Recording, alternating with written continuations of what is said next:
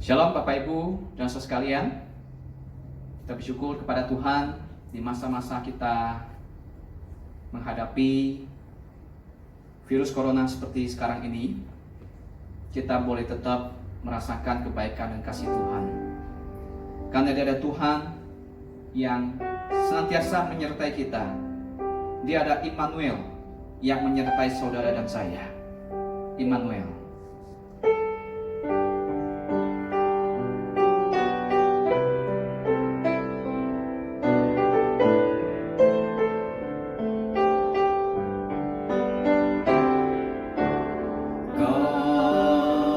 Penyelamatku, Kau kekuatanku, bagiku Kaulah yang terindah, pribadi yang sempurna. Kau pelindungku, amanku bersamamu. Bagiku Kaulah segalanya, Tuhanku yang sempurna. Yesus, aku di tanganmu. Yesus, aku di tanganmu. Yesus, aku di hatimu. Yesus, Dia Immanuel, Tuhan serta kita. Yesus, ku dipegang teguh. Yesus, selalu bersamaku. Yesus, Dia Immanuel, Tuhan serta kita. Yesus, aku di tanganmu. Aku di tanganmu. Yesus, aku di hatimu. Yesus, Dia Immanuel, Tuhan serta kita. Yesus, ku dipegang teguh. Yesus, selalu bersamaku. Yesus, Dia Immanuel, Tuhan serta kita.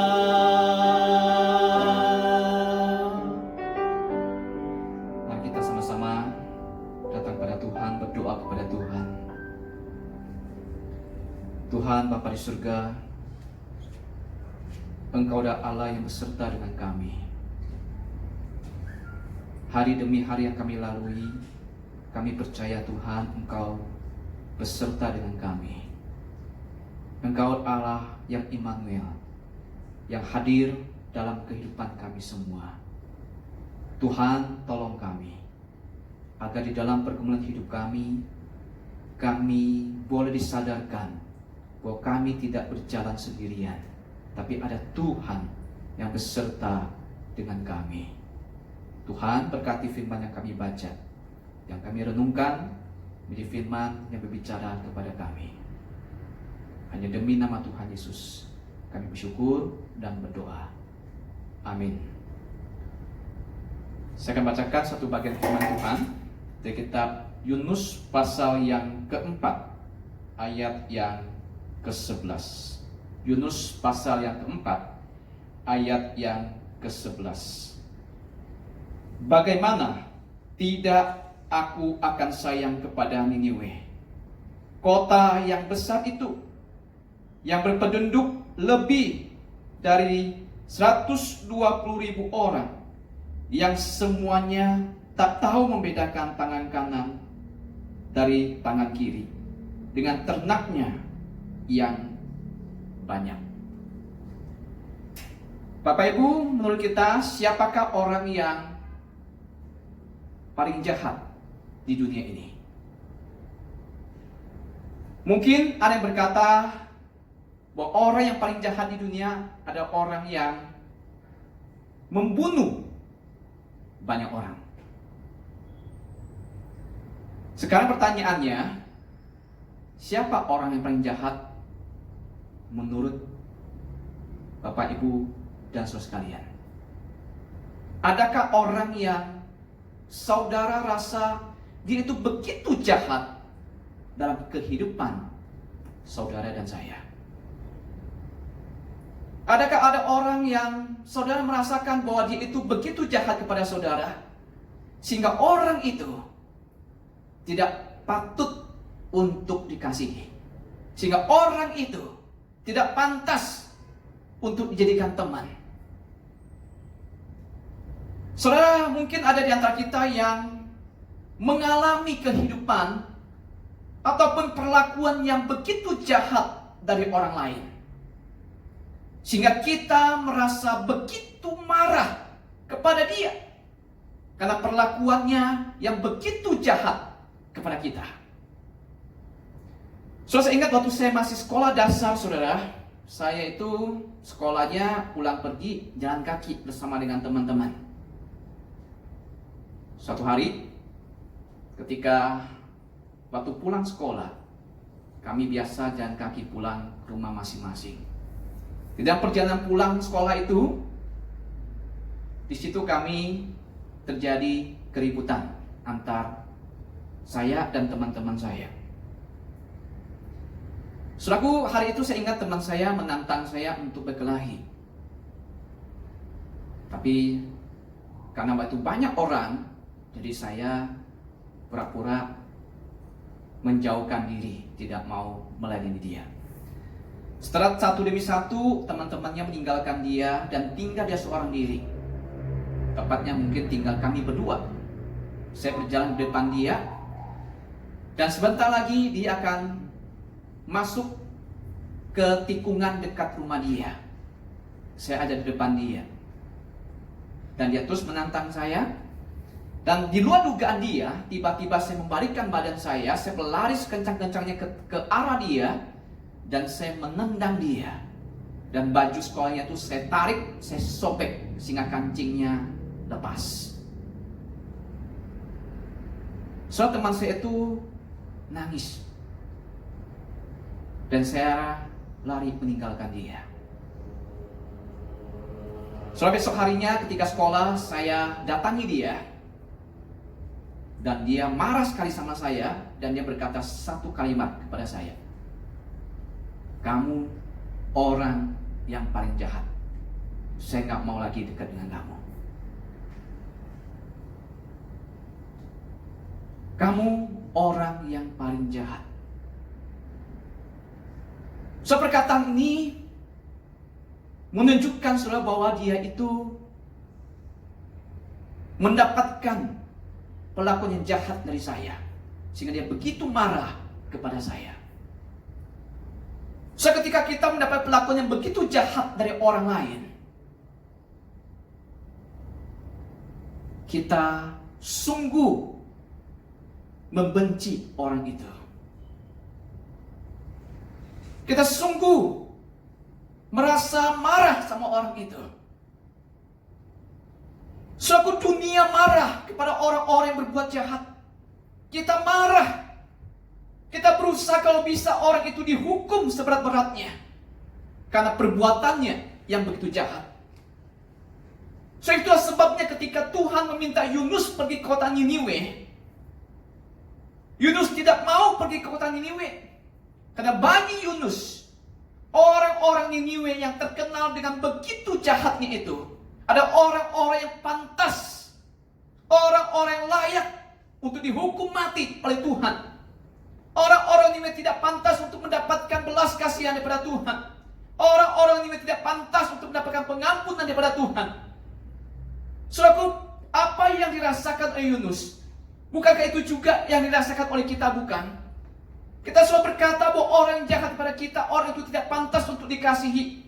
Orang itu tidak pantas untuk dikasih ampun. Orang itu layak untuk dihukum mati. Orang itu layak untuk dijauhi. Orang itu layak untuk mendapatkan malapetaka. Suatu itulah yang dirasakan oleh Yunus. Ketika dia melihat bahwa Tuhan ingin dia pergi ke kota Niniwe, bagi dia itu suatu perintah yang tidak masuk akal. Bagaimana mungkin seorang nabi Tuhan, Nabi Israel disuruh pergi untuk mentobatkan bangsa asing, bangsa yang terkenal dengan kejahatannya. Saudara, apa yang Yunus rasakan berbeda dengan apa yang Tuhan rasakan. Yunus bukan hanya membenci perbuatan orang-orang Niniwe. Yunus bukan hanya membenci perbuatan orang-orang Niniwe, tapi Yunus juga membenci orang-orang Niniwe yang karena kejahatan mereka. Kepada orang-orang yang berbuat jahat, kita seringkali bukan hanya membenci perbuatan mereka, tapi kita juga membenci orangnya. Kita bukan hanya membenci perbuatan mereka, tapi kita sudah membenci orangnya. Jika kita ingin orangnya itu pun juga boleh mendapatkan hukuman yang jahat. Saudara, di mata Tuhan, Tuhan bukan tidak tahu Niniwe adalah bangsa yang jahat. Tuhan bukan tidak tahu Niniwe adalah kota yang terkenal dengan kejahatannya. Tuhan tahu itu. Tuhan juga tahu selaku dalam kehidupan saudara dan saya, ada orang-orang yang begitu jahat. Ada orang-orang yang begitu sengaja menghabisi nyawa orang lain. Ada orang yang begitu merencanakan kejahatan yang begitu rupa dalam kehidupan orang-orang yang baik. Selaku Tuhan bukan tutup mata, Tuhan tahu itu. Sama Tuhan juga tahu kejahatan orang-orang Niniwe. Saudara, kepada orang-orang Niniwe itulah Tuhan meminta Yunus untuk pergi supaya mereka bertobat, supaya mereka mendapatkan pengampun daripada Tuhan. Saudaraku, begitu besarnya kasih Tuhan kepada orang-orang Niniwe, sehingga Tuhan dengan sengaja memberikan perintah kepada Yunus untuk pergi mentobatkan orang-orang Niniwe. Tuhan tidak ingin orang-orang Niniwe binasa dalam kejahatannya. Tuhan tidak ingin orang-orang Niniwe hancur di dalam kejahatannya. Tapi Tuhan ingin bahwa bangsa yang jahat, orang-orang yang jahat itu boleh mendapatkan belas kasihan dan pengampunan daripada Tuhan. Karena itulah Tuhan memberikan perintah pada Yunus pergi ke kota Niniwe, supaya mereka juga mendapatkan pengampunan daripada Tuhan. Saudaraku, kalau kita lihat dalam pasal 4, saudaraku, Yunus sebenarnya enggan untuk pergi. Yunus sebenarnya selalu tidak mau Niniwe bertobat.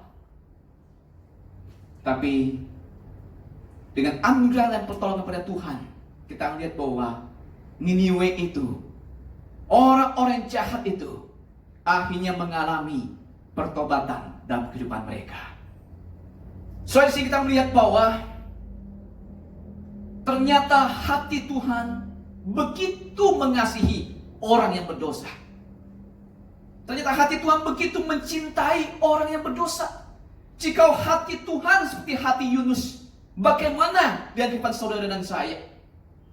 Jika Tuhan punya hati yang tidak berbelas kasihan pada orang-orang berdosa, bagaimana kepada saudara dan saya? Kita tidak akan pernah mendapatkan pengampunan dan pertobatan daripada Tuhan. Selaku hati Tuhan beda dengan hati Yunus. Hati Tuhan selalu mencari jiwa-jiwa yang di dalam kejahatannya itu untuk bisa bertobat kembali kepada Dia. Tuhan selalu merindukan orang-orang di dunia ini yang penuh dengan dosa untuk bertobat dari dosanya, datang kepada Dia. Saudara, Yunus lupa bahwa sebenarnya dia ada orang juga yang sudah mendapatkan pengampunan daripada Tuhan. Ketika dia lari dan dilemparkan ke dalam laut dan dimakan ikan yang besar, Tuhan mencurahkan anugerahnya sehingga dia tetap selamat dalam perut ikan itu. Yunus lupa, dia yang berdosa sudah mendapatkan pengampunan daripada Tuhan. Yunus tidak sadar dalam keberdosaannya dia sudah dapat anugerah Tuhan. Kalau Tuhan bermurah hati pada Yunus, Tuhan juga ada Tuhan yang bermurah hati kepada orang-orang Niniwe. Tuhan tidak pernah bermurah hati pada satu orang saja, satu bangsa saja, tapi Tuhan menunjukkan kemurahannya kepada semua bangsa. Jikalau Tuhan tidak pernah belas kasih pada Yunus, maka Yunus sudah mati di perut ikan. Tapi Tuhan punya belas kasih kepada Yunus, sehingga dia diselamatkan, diampuni oleh Tuhan. Saudara, tidak peduli berapa besar dosa kita, Tuhan mencari saudara untuk datang kepada dia. Mungkin orang berkata bahwa dia ada orang yang paling jahat. Mungkin saudara merasa sudah begitu jahat di dunia ini.